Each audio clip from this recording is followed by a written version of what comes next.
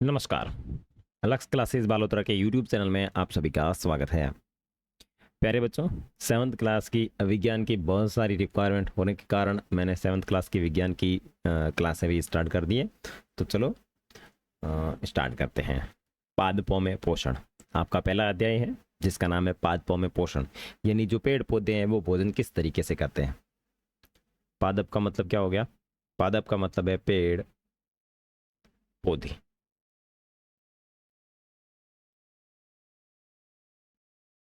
ठीक है ना, पेड़ पौधे।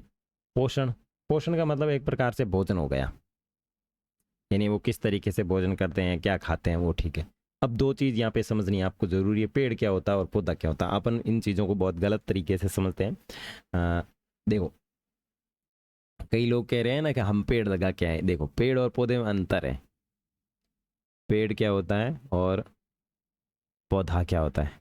देखो, पेड़ जो होता है वो बड़ा होता है, पौधा जो होता है वो छोटा होता है। जो अपन लगाते हैं वो सारे के सारे पौधे होते हैं। जैसे छोटा नीम का पौधा हो गया, छोटा किसी भी चीज़ का पौधा हो गया। जैसे आप खेती करते हैं तो खेती के अंदर जितनी भी अपनी फसल होती है वो पौधे के रूप में होती है। ठीक है, तो पौधे को आसानी से एक स्थान से दूसरे स्थान तक लगाया जा सकता है या रखा जा सकता है। लेकिन पेड़ जो होता है वो बड़ा होता है, आकार में क्या होता है, बड़ा होता है, बड़ी बड़ी टहनियाँ होती है। तो जितने भी बड़े बड़े जो वृक्ष होते हैं वो सारे के सारे अपने पेड़ हैं। और जो छोटे होते हैं जिनको एक स्थान से दूसरे स्थान तक ले जाया जा सकता है वो सारे के सारे पौधे होते हैं। तो इन दोनों में डिफरेंट ये है, ध्यान रखना। आज के बाद अगर कोई कहे ना तो हम पेड़ लगाने गए थे, पेड़ पौधे लगाने गए थे, नहीं, ना कि पेड़ लगाने गए थे, आप पौधे लगाने गए थे। ठीक है, ओके। अब इसको आराम से समझो। कक्षा 6 में आप पढ़ चुके हैं कि सभी जीवों के लिए भोजन आवश्यक है। पढ़ लिया था कक्षा 6 में, भोजन आवश्यक है। सोचो मन के अंदर, भोजन क्यों आवश्यक है? अपन रोटी क्यों खाते हैं, या इस दुनिया में जितने भी सजीव जीव हैं वो भोजन क्यों करते हैं? क्योंकि उनके अंदर एक नियम पाया जाता है, गति का नियम। गति का नियम। इस धरती पर जितने भी जीव है वो क्या है, सजीव और निर्जीव है।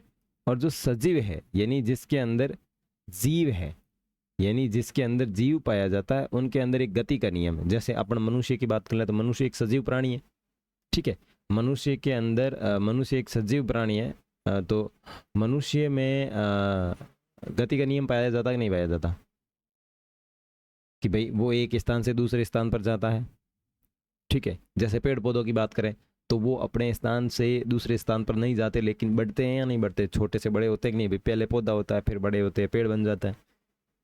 तो ये भी गति का नियम है। जैसे आप कीड़े मकोड़े देख लीजिए, कीड़े मकोड़ों में भी गति का नियम है, वो गति करते हैं। तो जितनी भी चीजें गति करती है तो गति करने में उनको ऊर्जा खर्च होती है। गति जितनी भी करती है, गति करने में उनको ऊर्जा की जरूरत होती है, ऊर्जा की जरूरत होती है। और ये जो ऊर्जा मिलती है ये मिलती है भोजन से। समझ में आई ना बात? इसीलिए प्रत्येक जीव को भोजन की आवश्यकता होती है। तो ध्यान रखना, जितने भी जीव होते हैं वो एक प्रकार से गति करते हैं किसी न किसी प्रकार से, और वो जब गति करेंगे तो उनको भोजन की आवश्यकता होगी। ठीक है, हाँ, आगे देखो। पढ़ चुके हैं कि कार्बोहाइड्रेट, प्रोटीन, वसा, विटामिन और खनिज भोजन के घटक है। भोजन के ये घटक हमारे शरीर के लिए आवश्यक है। इन्हें पोषक कहा जाता है।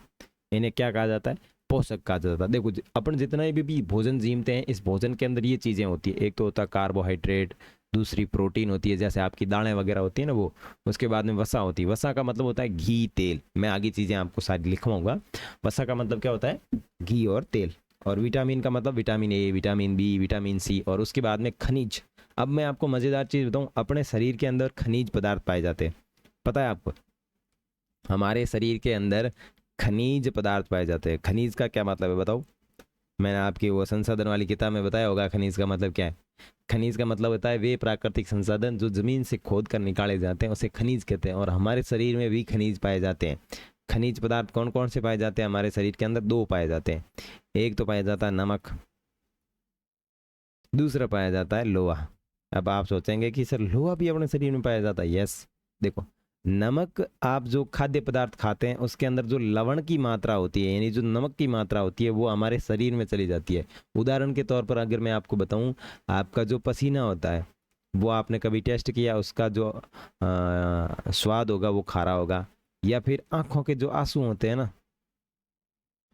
आंखों के आंसू, आंखों के जो आंसू होते हैं वो भी खारे होते हैं। कभी आपने टेस्ट किया है? तो आपने कभी सोचा होगा कि अपन तो मीठा पानी पीते हैं लेकिन ये खारा कैसे हो गया?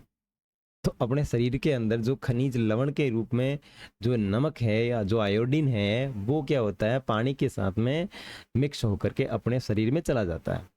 जो पसीने के रूप में बाहर आता है तब भी खारा होता है। जब आंखों के पीछे जाता है, यानी आंखों की जो अपनी डिजाइन है, इसके पीछे पानी भरा रहता है जो खारा भरा रहता है। कैसा पानी भरा रहता है?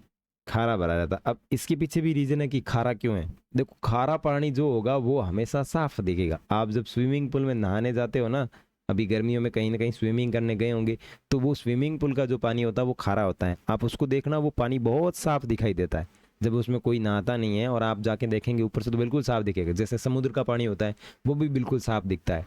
लेकिन जो मीठा पानी होता है उसके अंदर कोई ना कोई जीव पैदा हो जाते हैं। अगर भगवान ने ऐसी हमारे सिस्टम बनाई होती कि आंखों के पीछे मीठा पानी होगा, तो अपने आंखों के अंदर कभी मछली तैरती हुई दिखाई देती, कभी कीड़े मकोड़े तैरते हुए दिखाई देते, कभी मेंढक दिखाई देता, इस तरीके से।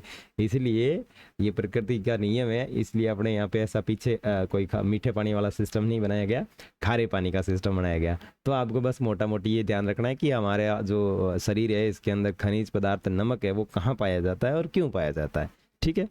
और उसके बाद में देखो, लोहा। लोहा जो है वो हमारे शरीर के अंदर पाया जाता है खून के अंदर। खून जो होता है ना, ब्लड, ब्लड के अंदर लोहा पाया जाता है। देखो, कभी कभार आपने सुना होगा कि इसके अंदर खून की कमी है तो उनको आयरन की टैबलेट दी जाती है, आयरन की गोली। जिसके अंदर खून की कमी होती है उसको आयरन की गोलियां खानी पड़ती है। अब आप ये मत सोच लेना कि सर हमारे शरीर के अंदर तो बहुत खून है और लोहा भी बहुत ज़्यादा होगा, अब हमारे को घर का दरवाज़ा बनवाना है तो हम तो खोदेंगे हमारे शरीर को। ऐसे आपको नहीं मिलेगा, वो हमारे शरीर के अंदर मिक्स होता है। अब आपको कैसे पता होगा कि हमारे शरीर के अंदर लोहा है? मैं एक उदाहरण दूं। आप बिजली के तार के हाथ लगाते हैं, बिजली का जो पलक होता है ना, उसके अंदर हाथ लगाते हैं तो आपके करंट आता है या नहीं आता? सच बताओ, कभी आया है? करंट आता है। अब करंट क्यों आता है? क्योंकि हमारे शरीर के अंदर क्या है? लोहा है। और लोहा जो है वो ऊष्मा की सुचालक है या कुचालक है? सुचालक है ना। आप लोहे को अंदर डालोगे प्लग के अंदर और फिर हाथ लगाओगे तो करंट आएगा कि नहीं आएगा? इसका मतलब ये होगा कि वो जो लोहे की वस्तु है वो सुचालक है। और हम भी क्या है? लोहे के बने हुए हैं। यानी हमारे शरीर के अंदर क्या है? लोहा है। इसका मतलब ये हुआ कि हम जब कभी भी लाइट के हाथ लगाते हैं तो हमारे एक बड़ा सा झटका लगता है, ऐसे झटक करके। इसलिए कहा जाता है कि जब भी बिजली के तार का कार्य हो तो पैरों में चप्पल पहने और हाथ के अंदर प्लास्टिक के ग्लव्स पहने। इसलिए क्योंकि हमारे शरीर के अंदर भी कुछ खनिज पदार्थ पाए जाते हैं। समझ में आ गई बात है दोनों की, लोहा कहाँ होता है और नमक कहाँ होता है। ठीक है, ओके। आगे देखो, और ये जितने भी हैं वसा वगैरह, इसके अंदर घी तेल जो तरल पदार्थ आते हैं वो वसा में आ जाएंगे। विटामिन एवं खनिज हमारे शरीर के अंदर ये घटक है और ये घटक भोजन के लिए बहुत ही आवश्यक होते हैं और इन्हें ही पोषक तत्व कहा जाता है। तो आपको प्रश्न पूछा जाएगा कि पोषक किसे कहते हैं? हमारे भोजन के अंदर कार्बोहाइड्रेट, प्रोटीन, वसा और विटामिन तथा खनिज भोजन के जो घटक होते हैं या उनकी जो मात्रा होती है जो हमारे शरीर के लिए आवश्यक है उसे ही पोषक कहा जाता है। ठीक है, आगे देखो, सभी जीवों को भोजन की आवश्यकता होती है। पादप अपना भोजन स्वयं बनाते हैं। अब देखो, ये धरती माते जितना ही जीव है बन सब ने भोजन की जरूरत है। सब जो है वो किसी न किसी अलग अलग विधि से अपना भोजन बनाते हैं। लेकिन अब यहाँ अपन दो चीज समझेंगे कि पादप जो है वो भोजन अपना स्वयं बनाते हैं। तो आपके दिमाग में भी आइडिया आ रहा होगा कि सर हमारी मम्मी भी तो खाना स्वयं बनाती है। लेकिन नहीं, देखो, इस धरती पर जितने भी जीव है उनमें से सिर्फ और सिर्फ जो पेड़ पौधे हैं वो अपना भोजन स्वयं बनाते हैं। बाकी इस धरती पर कोई भी जीव ऐसा नहीं है जो अपना भोजन स्वयं बनाता हो। आप बढ़िया मतलब एक खतरनाक सोच में पड़ गए होंगे कि सर ऐसे कैसे। देखो, आपके घर के अंदर भोजन कौन बना रहा? आप कहोगे सर मम्मी बनाती है। मम्मी किससे भोजन बनाती है? सर गेहूं की रोटी से बनाती है। क्या गेहूं को आपकी मम्मी ने उपजाया था? नहीं ना, गेहूं तो कहीं खेत में उगा और खेत में वो पहले पौधे के रूप में उगा था, फिर बाद में गेहूं बना है। फिर दूसरा उदाहरण ले कि सर हमारे घर में तो चावल बनते हैं। क्या चावल आपके घर में उपजाए गए थे या आपने लगाए थे? नहीं ना, चावल मार्केट से आपने खरीदे। और मार्केट में चावल कहाँ से आए? किसी किसान के खेत में पहले चावल का पौधा बना हुआ था और उस पौधे से वो चावल बना। दूसरा उदाहरण देखो, आपके घर के अंदर जितनी भी सब्जियां बनती है, उन सब्जियों को आपने मार्केट से खरीदा है, लेकिन आपने अपने घर पे लगाया नहीं है। तो पेड़ पौधे जो भोजन है वो किसके लिए बना रहे हैं? अपने खुद के लिए भी बना रहे हैं और मनुष्यों के लिए भी बना रहे हैं। तो इस दुनिया में जो केवल और केवल मात्र ऐसे जीव हैं जो अपना भोजन स्वयं बनाते हैं, वो तो है पेड़ पौधे। अब स्वयं कैसे बनाते हैं वो मैं आगे बताऊंगा। और मनुष्य, बाकी जितने भी जीव हैं, वो अपना भोजन स्वयं नहीं बनाते, वो दूसरे जीवों के ऊपर निर्भर रह करके अपना भोजन बनाते हैं। अब पेड़ पौधे या जो पेड़ है वो सब्जियां देगा नहीं, या पेड़ जो गेहूं का है वो गेहूं की फली लगाएगा नहीं, या चावल है जो अपने ऊपर चावल उगाएगा नहीं या चावल आने नहीं देगा, तो क्या अपन भोजन कर सकते हैं? क्या इस प्रकार से अपना भोजन संभव हो सकता है? नहीं ना। तो अपना भोजन अपने कैसे बनाया, आप कैसे कह सकते हो? तो ध्यान रखना, मनुष्य अपना भोजन स्वयं नहीं बनाता, वे पादपों के ऊपर निर्भर रह के भोजन बनाता है। आगे देखो, परंतु मानव सहित कोई भी प्राणी अपना भोजन स्वयं नहीं बनाता। देखो ये लाइन आ गई कि परंतु मानव सहित कोई भी प्राणी अपना भोजन स्वयं नहीं बना सकता, वे पादपों यानी पेड़ पौधों अथवा पादपों का आहार ग्रहण करते हैं, यानी पेड़ पौधों के जो फल लगते हैं उनको ग्रहण करते हैं, करने वाले जंतुओं से अपना भोजन प्राप्त करते हैं। अतः मानव तथा अन्य प्राणी प्रत्यक्ष अथवा परोक्ष रूप से पादपों पर निर्भर रहते हैं। जो मैंने अभी आपको पूरी बात समझाई कि जो पेड़ पौधों के ऊपर निर्भर रह करके अपना भोजन करते हैं। ओके, ये छोकरा क्या जानना चाहता है? छोकरा क्या कर रहा है कि बूझो जानना चाहता है कि पादप अपना भोजन किस प्रकार करते हैं। वेरी गुड बेटा, ऐसा भी आपके दिमाग में सवाल आ रहा होगा। तो चलो अपन पादप भोजन किस तरीके से करते हैं उसको समझते हैं कि उनके अंदर क्या विधि है। ठीक है, तो समझते हैं। अगर अच्छा लग रहा है तो इसको लाइक करो, साथ ही साथ अपने जितने भी फ्रेंड हैं उनको इस वीडियो का जो लिंक है वो शेयर करो। आपके लिए क्लासेस शुरू कर दी है तो आपकी जिम्मेदारी बनती है कि आप इस क्लास को आगे से आगे शेयर करो, और बाद में अपन टेस्ट भी लेंगे बढ़िया अच्छी तरीके से। ठीक है, ओके। केवल पादप ही ऐसे जीव हैं जो जल, कार्बन डाइऑक्साइड एवं खनिज की सहायता से अपना भोजन बना सकते हैं। अब देखो, जितने भी पेड़ पौधे होते हैं वो जल की सहायता से, कार्बन डाइऑक्साइड की सहायता से और खनिज की सहायता से अपना भोजन बनाते हैं। तो ये क्या मैं ऐसे कह सकता हूँ पेड़ पौधों यानी पादपों के पोषक कौन है? पादपों के पोषक, अब पादपों के पोषक कौन है भाई? देखो, पादपों के पोषक कौन हो गया? एक तो हो गया आपका जल, दूसरा ये आपकी कार्बन डाइऑक्साइड, तीसरा खनिज। ये पादपों के पोषण हुए कि नहीं हुए? जैसे अपने अपने पोषण थे ना, कार्बन डाइऑक्साइड, वसा, प्रोटीन, खनिज लवण या खनिज पदार्थ, वो अपने पोषक तत्व थे। तो उसी प्रकार पादपों में भी पोषक तत्व कौन कौन है? जल के माध्यम से वो भोजन बनाते हैं, कार्बन डाइऑक्साइड के माध्यम से भोजन बनाते हैं और खनिज की सहायता से भोजन बनाते हैं। वे अपना भोजन बना सकते हैं। ये सभी पदार्थ उनके परिवेश में उपलब्ध होते हैं। पोषक पदार्थ पोषक पदार्थ सजीवों की शारीरिक संरचना, वृद्धि तथा शक्तिग्रस्त भाग के रख रखाव के लिए समर्थ बनाते हैं। देखो, पोषक पदार्थ का मतलब हुआ है कि ये जितना भी अपन चीजें खाते हैं वो सभी सजीवों की शारीरिक संरचना यानी उनकी बनावट। अगर आप टाइम पे भोजन करोगे तो बढ़िया अच्छे मोटे तगड़े हो जाओगे। अगर आप मेरी तरह टाइम पे भोजन नहीं करोगे तो पतले पतले से रहोगे। ठीक है, उसके बाद में वृद्धि तथा शक्तिग्रस्त भागों के रख रखाव के लिए, और जो कुछ भाग टूट जाते हैं या शक्तिग्रस्त हो जाते हैं, जो भाग कमजोर हो जाते हैं, जैसे देखो किसी का हाथ टूट जाता है, पैर टूट जाता है, तो उसके लिए उस बेड पे पड़े पड़े आराम से वो खाना खाता है, दूध पीता है, तो वो रिकवर हो जाता है बहुत जल्दी। ठीक है ना।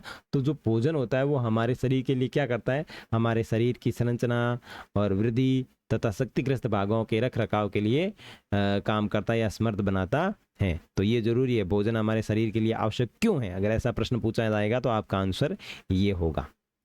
ठीक है, तथा विभिन्न जैव परिक्रमों के लिए आवश्यक ऊर्जा भी प्रदान करते हैं। सजीवों द्वारा भोजन ग्रहण करने एवं इसे उपयोग में की गई विधि को पोषण कहा जाता है। ठीक है ना। तो ये वही सेम ही है कि जितने भी सजीव अपना भोजन ग्रहण करते हैं जिसके अंदर उनके पोषक तत्व होते हैं, उस प्रक्रिया को पोषण कहा जाता है।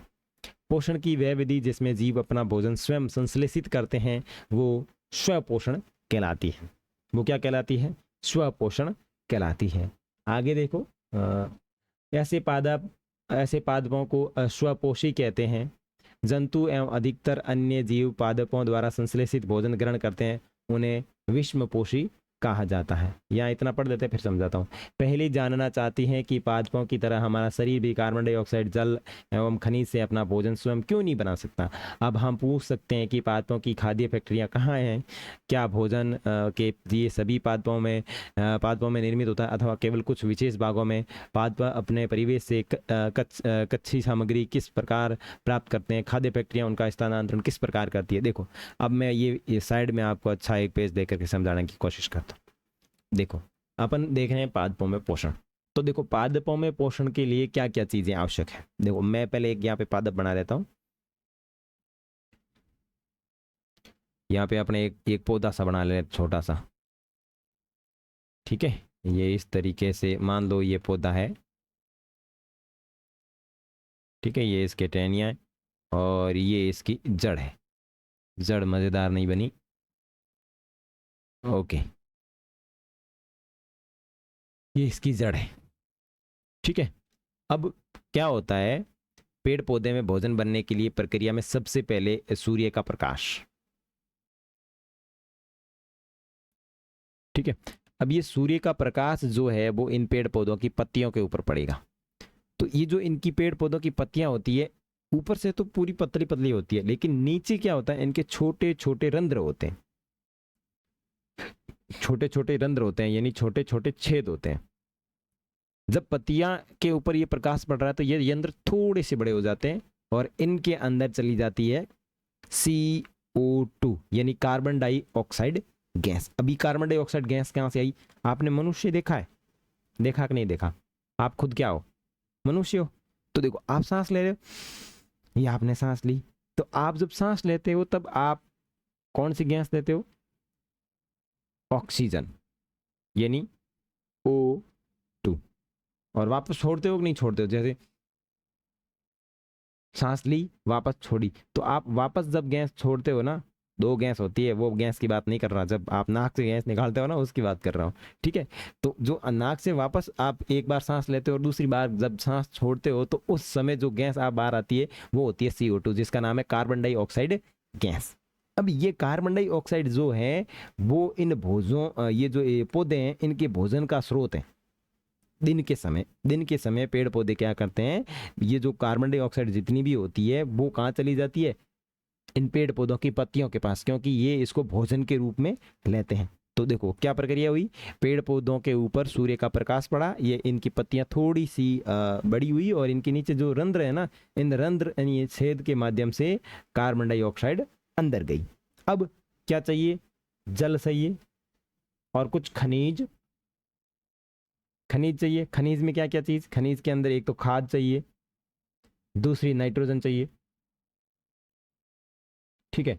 तो खाद और नाइट्रोजन वो कहाँ से लेंगे, जड़ों के माध्यम से। यहाँ पेड़ पौधों की जड़ें होती हैं, जड़ों के माध्यम से उन्होंने जल अंदर ले लिया और खनिज पदार्थों के अंदर उन्होंने खाद का रस ले लिया और नाइट्रोजन ले ली, और जड़ों के साथ में जल, खनिज पदार्थ और नाइट्रोजन और खाद जो है वो तनों के माध्यम से होते हुए कहाँ जाएगी, पत्तियों के पास जाएगी।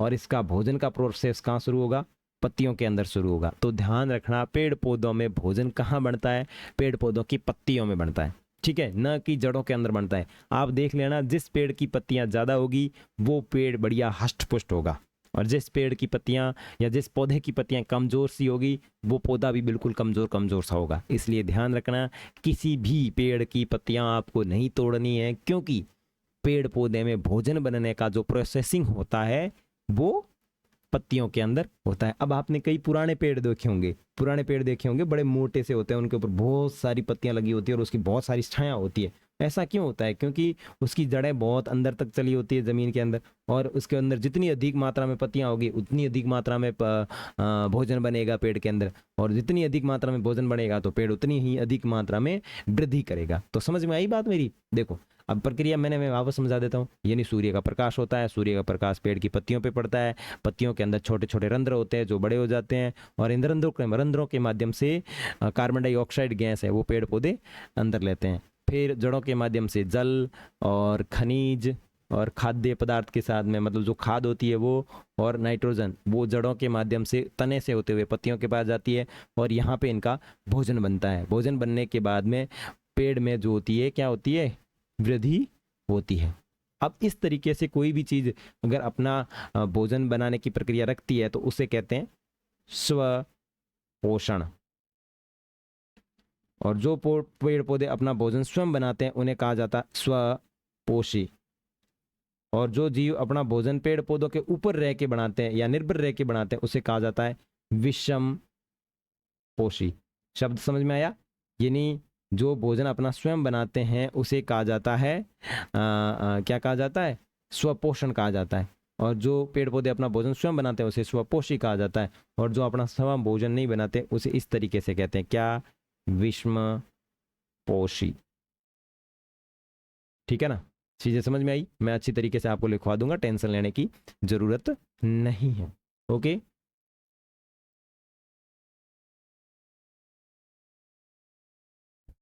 आगे दो। अब हम पूछ सकते हैं कि पादपों की खाद्य फैक्ट्रियां का, ओके यहाँ से देख लिया था। प्रकाश संश्लेषण पादपों में खाद्य संश्लेषण का प्रक्रम। अब देखो, पादपों में भोजन बनाने के लिए महत्वपूर्ण सूर्य का प्रकाश होता है, इसीलिए इसी को कहा जाता है प्रकाश संश्लेषण विधि। अब आपको पूछा जाए प्रकाश संश्लेषण विधि क्या है, तो उसके अंदर जो मैंने यहाँ पे ये पूरी कहानी बताई थी ना, ये सारी कहानी आपके इसके अंदर आएगी। आपको चित्र बना के बताएंगे कि किस तरीके से क्या होता है, आगे पूरा आएगा तो बताऊंगा। देखो, पत्तियां पादपों की खाद्य फैक्ट्रियां हैं। जितने भी पादप होते हैं उनकी खाद्य फैक्ट्रियां कौन है? पत्तियां, जो भी मैं आपको अभी बता चुका। पादपों में खाद्य पदार्थों का संश्लेषण उनकी पत्तियों में होता है, अतः सभी कच्चे पदार्थ उन तक पहुंचने चाहिए। मृदा में उपस्थित जल और खनिज जड़ मूल द्वारा अवशोषित किए जाते हैं तथा तने के माध्यम से पत्तियों तक पहुंचाए जाते हैं, जो कि मैं आपको समझा चुका। ये छोकरा क्या कह रहा है कि बूझो जानना चाहता है कि जड़ द्वारा अवशोषित जल एवं खनिज पत्ती तक किस प्रकार पहुंचते हैं। वो तो सर हमने पहुंचा दिया बेटे, तू पीछे रह गया। ओके, पत्ती की सतह पर उपस्थित सूक्ष्म, पत्ती की सतह पर स्थित क्या चीज है? सूक्ष्म रंध्रों द्वारा वायु में उपस्थित कार्बन डाइऑक्साइड प्रवेश करती है। ये रंध्र द्वार कोशिकाओं द्वारा घिरे होते हैं, ऐसे छिद्रों को रंध्र कहा जाता है। तो ये भी मैं आपको बता चुका। जल एवं खनिज वहिकाओं द्वारा पत्तियों तक पहुंचाए जाते हैं और ये वहिकाएं नली के समान होती है तथा जड़, तना, शाखाएं एवं पत्तियों तक फैली होती हैं। पोषकों को पत्तियों तक पहुंचाने के लिए ये वहिकाएं एक सतत मार्ग बनाती हैं। पादपों में पदार्थ में के परिवहन के विषय में आप अध्याय 11 के अंदर पढ़ेंगे कि किस तरीके से ये होता है परिवहन। उसके अपने अध्याय जो आपका 11वां है उसके अंदर सारी चीजें देखने वाले हैं। ठीक है, आगे देखो। पहली जानना चाहती है कि पत्तियों में ऐसी क्या विशेषताएं कि वे खाद्य पदार्थों का संश्लेषण कर सकती हैं परंतु पादपों के दूसरे भाग में नहीं है। देखो, पत्तियों में एक हरा वर्णक होता है जिसके कारण पत्तियां हैं वो बिल्कुल हरी हरी सी दिखती है। जितने भी पेड़ पौधे होते हैं उनकी सबकी पत्तियां हरी हरी होती है, ऐसा नहीं कि किसी की पीली पीली सी होती है। अब पीली सूखती है तब हो जाती है, बाकी सब पौधों की जो पत्तियां होती है वो हरी होती है। और वो क्यों होती है? क्योंकि उनके अंदर एक क्लोरोफिल करके पदार्थ होता है वो पाया जाता है। क्लोरोफिल सूर्य के प्रकाश यानी सौर प्रकाश की ऊर्जा का संग्रहण करने में पत्ती की सहायता करता है। इस ऊर्जा का उपयोग जल एवं कार्बन डाइऑक्साइड से खाद्य संश्लेषण में होता है। क्योंकि खाद्य संश्लेषण सूर्य के प्रकाश की उपस्थिति में होता है इसलिए इसे प्रकाश संश्लेषण कहा जाता है। पेड़ पौधों में जो भोजन बनाने की जो विधि है उसको प्रकाश संश्लेषण कहा जाता है। ध्यान रखना, प्रकाश संश्लेषण क्या है? पेड़ पौधे में भोजन बनाने की जो विधि होती है उसे प्रकाश संश्लेषण कहते हैं। अतः हमने देखा है कि क्लोरोफिल सूर्य का प्रकाश, कार्बन डाइऑक्साइड एवं जल प्रकाश संश्लेषण के लिए आवश्यक है।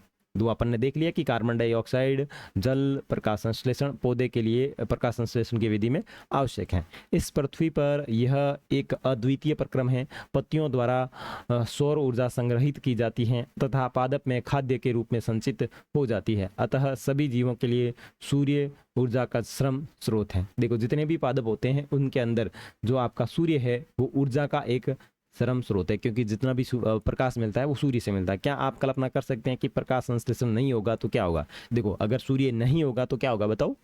पेड़ पौधे भोजन ही नहीं कर पाएंगे, और पेड़ पौधे भोजन ही नहीं कर पाएंगे तो पेड़ पौधे पूरी तरीके से नष्ट हो जाएंगे। और पेड़ पौधे अगर पूरी तरीके से नष्ट हो गए तो अपने को ऑक्सीजन कहाँ से मिलेगी? अब देखो, मैंने जो आपको ये चीज समझाई थी ना,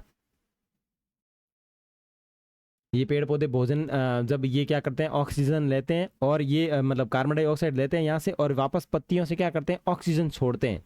ऑक्सीजन क्या करते हैं, छोड़ देते हैं। यानी भोजन बनाया, भोजन बनाने के बाद में ये अपना भोजन बनाने के बाद में ऑक्सीजन गैस को छोड़ देते हैं, जो कि हमारे लिए महत्वपूर्ण होती है। ऑक्सीजन अपन सांस लेते हैं ना, तो ये पूरी की पूरी अपने को पेड़ पौधों से मिलती है, ध्यान रखना। इसलिए पेड़ पौधों को नष्ट नहीं करना है, विशेष रूप से ध्यान रखें। तो क्या होगा ये आप सोचते रहें, आगे पढ़ेंगे कल। उससे पहले यहाँ बीच में एक कोशिका का कुछ दिया वो देख लेते हैं। कोशिकाएं, आपने देखा कि इमारतें ईंटों से बनती है, किस इसी प्रकार सजीवों का शरीर सूक्ष्म इकाइयों से मिलकर बनता है, जिसे कोशिका कहा जाता है। आपको एक मकान बनाना है तो बहुत सारी ईंटें लगानी पड़ेगी, उसी प्रकार एक कोई भी सजीव जीव जो बनता है वो बहुत सारी कोशिकाओं से मिलकर के बनता है, कि उसे कहा जाता है बहुकोशिकीय जीव। कोशिकाओं को सूक्ष्मदर्शी द्वारा देखा जा सकता है। कुछ जीव मात्र एक कोशिका से बने होते हैं। कोशिका की एक पतली बाह्य संरचना द्वारा घिरी होती है, जिसे कोशिका झिल्ली कहा जाता है। इसमें केंद्रक में स्थित एक सुस्पष्ट संरचना भी होती है, जो केंद्रक कहलाती है। केंद्रक के चारों ओर जेली के समान एक पदार्थ से घिरा होता है, जिसे कोशिका द्रव्य कहते हैं। जैसे ये केंद्र हो गया और इस केंद्र के चारों ओर ये द्रव्य पदार्थ हो गया, तो ये कोशिका द्रव्य हो गया। और ये जो ऊपर जो होती है वो कोशिका झिल्ली होती है। और कोशिका को समझने के लिए आप प्याज का उदाहरण ले सकते हैं।